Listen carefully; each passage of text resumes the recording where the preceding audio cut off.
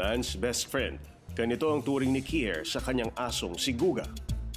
Yung pagsasama namin, it taught me how to be more patient. Ganon. Mas nagkaroon ako ng interaction with people dahil sa kanya. Mas nagkaroon ako ng interaction sa tao, which is very good. So, ang maganda dyan, meron din siyang naituro sa akin. Kaya nga yung relationship namin, it's something special. Kilalang aktor si Kier noong dekada 90. Lumabas din sa mga teleserye gaya ng Sana'y Ikaw Na Nga, Rodora X at Bantatay. Lahat ng pagod at stress niya mula sa trabaho sa harap ng kamera, agad daw nawawala sa tulong ng kanyang mga alagang aso. Ano ba, meron ako iniisip, meron na may problem, ganyan. Whenever I go down, nakita ko siya, parang even for a second, nawawala. Siyempre, iintindi mo na siya eh. And then, for some reason, parang, okay, I'm okay. Parang okay. Parang nawawala siya eh. Ganon, yung stress mo, yung pag-iisip mo, kung ano man yung iniisip mo. Ganon.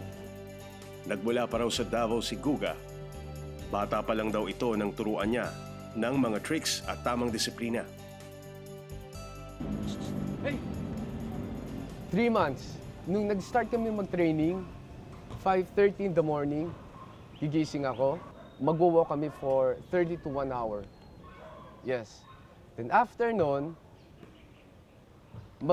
pupunta kami sa isang coffee shop. Mag-standby kami ron for an hour para expose ko siya sa tao. Masanay siyang, yan pala yung, ganyan pala itsura. Maliksi at matalino ang mga Doberman. Madali rin daw itong turuan kaya naman hindi nahirapan si Kier sa pagtitrain kay Guga. Bakit Doberman? Ba't hindi yung, di ba sabi nila, yung Golden Retriever? Yes, iba-iba eh. Pero ang maganda sa Doberman, nag-a-adapt sila kung anong klaseng training. Si Guga, tinrain ko siya to be a therapy dog. Nag-adapt siya sa training na yon. Pero pag binigyan ko siya ng, kumbaga, security or maging attack dog, mag-a-adapt ang Doberman dog. Security naman. Yes. So, depending, Guga. So, depending sa training. Ngunit likas rin daw sa mga Doberman ang pagiging matapang kaya tamang pagdidisiplina ang kailangan para mapasunod ang mga ito.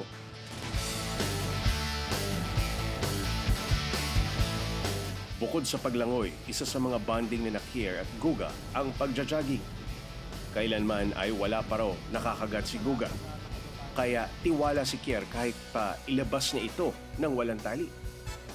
Merong isang grupo na daanan ko and then sinabi, nagja-jogging kami, sabi, wow, ang gwapo.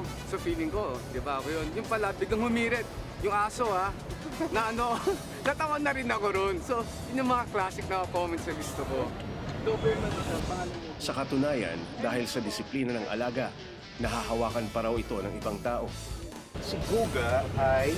Therapy. Okay. Ang tawag sa kanya is therapy. Therapy dog. Pag sinabing therapy dog, trained sila para magbigay ng comfort, affection doon sa mga taong medyo traumatized or may sakit.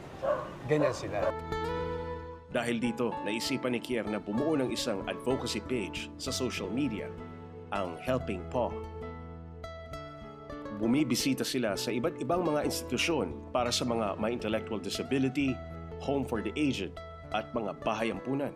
Yung Helping Paw, it's a community na ang priority niya makapagbigay ng saya sa tao.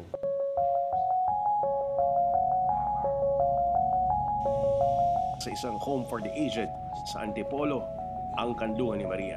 May pagkakataon ng mga lolo at lola na makipaglaro kay Guga. Ado po. Ado po. Good. Rest. Okay. Flat left. Flat left. Good boy. Stay. Bark. Good boy. Bark. Back. Good boy.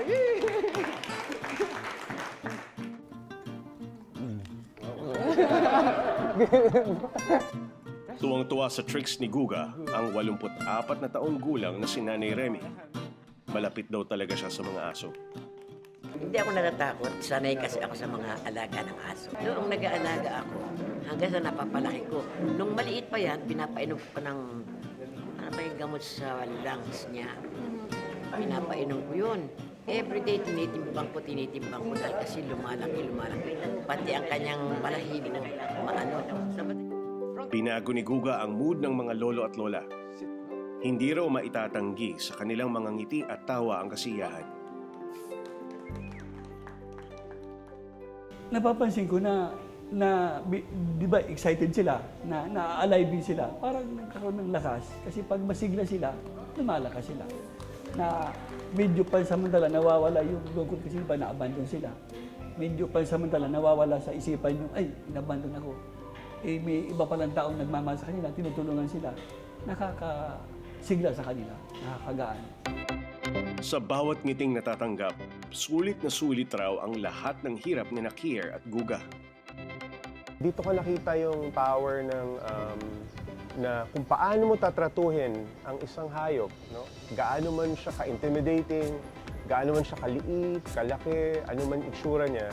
Pag tama yung pagpapalaki mo at tama yung ibinibigay mo na pag-aalaga, pagmamahal, I guess, mas makakatulong pa siya at pakikinabangan pa siya ng marami. Lalong-lalo na yung mga nangangailangan.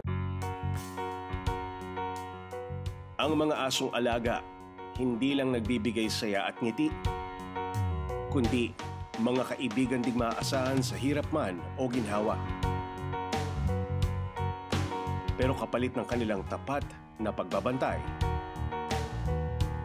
kailangan nila ng respeto, tamang kalinga at buong pusong pag-aaruga. Angkas lang hanggang sa susunod na biyahe dahil sa bawat kanto may natatagong kwento.